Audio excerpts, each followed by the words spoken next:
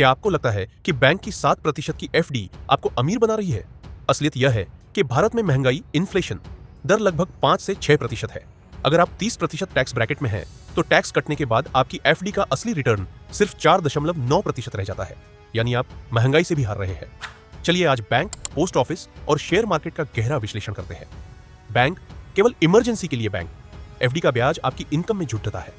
अगर आप 10 लाख रुपए से ज्यादा कमाते हैं तो सरकार आपके ब्याज का एक बड़ा हिस्सा टैक्स में ले जाएगी। लिक्विडिटी बैंक का सबसे बड़ा फायदा यह है कि पैसा 2 मिनट में आपके हाथ में आ जाता है।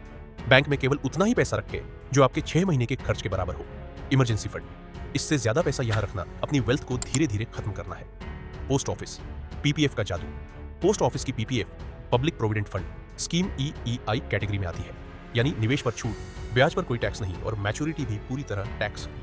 सुकन्या समृद्धि, अगर आपकी बेटी है तो 8.2% का गारंटीड रिटर्न और टैक्स फ्री मैच्योरिटी इसे बैंक से कहीं बेहतर बनाती है। यह पैसा 100% सुरक्षित है क्योंकि इसकी गारंटी भारत सरकार देती है, न कि कोई बैंक। लेकिन यहाँ लॉकिंग पीरियड होता है, आप जल्दी पैसा नहीं निकाल सकते।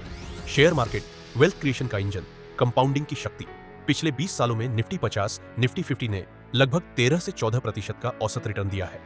तुलना, अगर आप 10,000 रुपए की एसआईपी 20 साल तक करते हैं, बैंक 7%, आपको मिलेंगे लगभग 52 लाख रुपए।